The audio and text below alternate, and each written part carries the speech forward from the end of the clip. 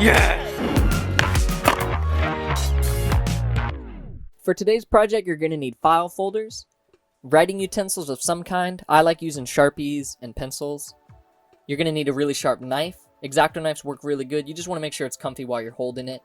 Paint, of course. And then I recommend weights. I like using rocks and bolts and just random things around the garage. And a cutting mat if you can get your hands on one. My first step for any stencil is always planning. And this usually involves going on Google and finding a couple reference images that could work for the kind of painting I'm wanting. In this case, I found a couple pictures of Iron Man in some cool poses. And I used a few of them just to kind of get a feel for what positioning I wanted him in my painting. And then I got started with the drawing.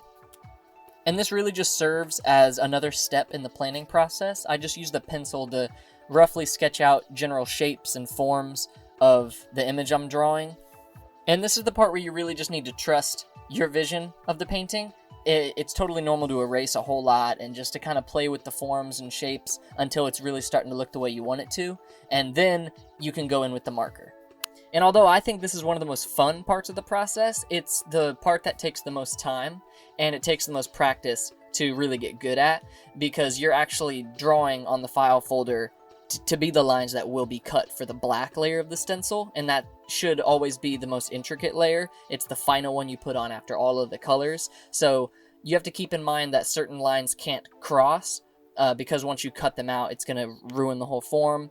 And like I said, it really does take trial and error. It takes practice, and you can see the way that I make my lines, I end them at points, and if you can get them really close enough to where once you paint it, the layer is going to be so intricate that it almost looks like the black lines are touching, even though there are gaps in between. Now, once you have the black layer drawn up in marker, and you're confident with how it looks, you're confident with all of your line work, then it's time to plan for the rest of the layers and colors that are going to be in your stencil.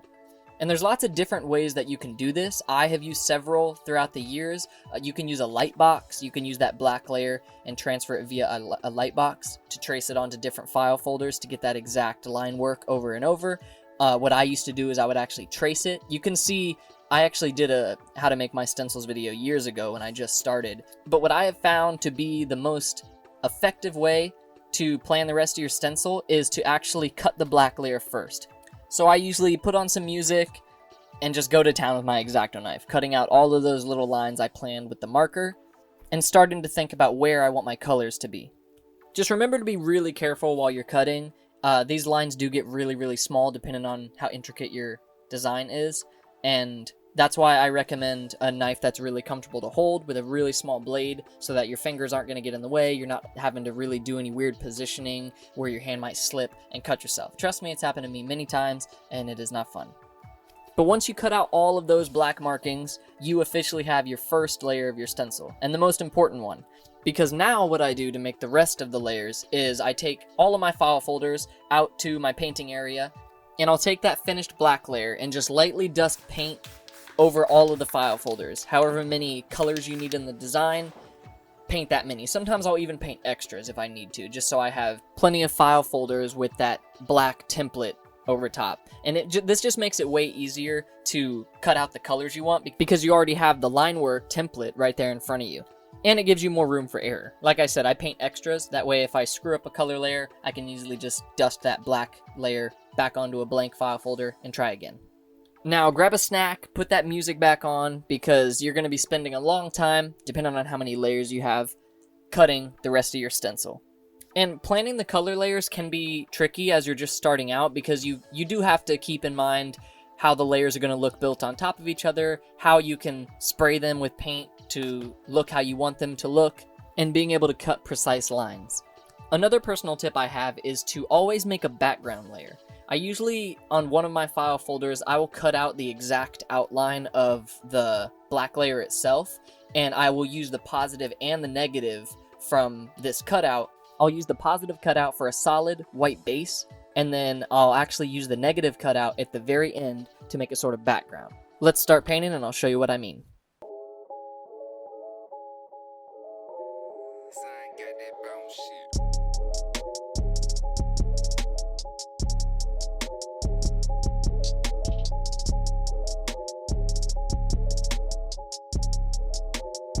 Now with Iron Man, we're going to start with that white background that we just cut out.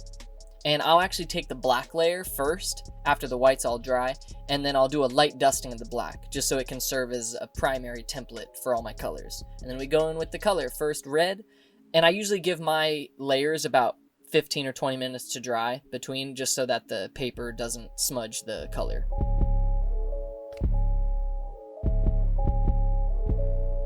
And feel free to get creative with it. I'll usually do like different colored layers, highlights, lowlights, and remember, you don't have to do a solid one color per layer. You can blend them and mix them however you want to. It's your painting. Get creative with it.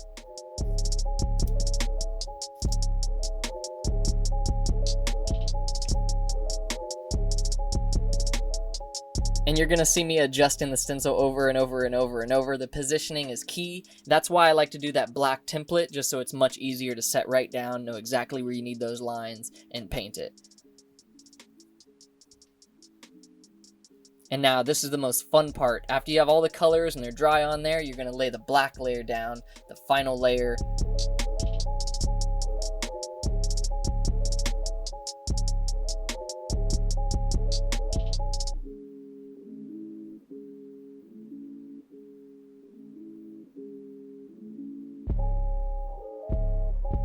And once it's positioned perfectly, you're just going to do a really solid black coat on there.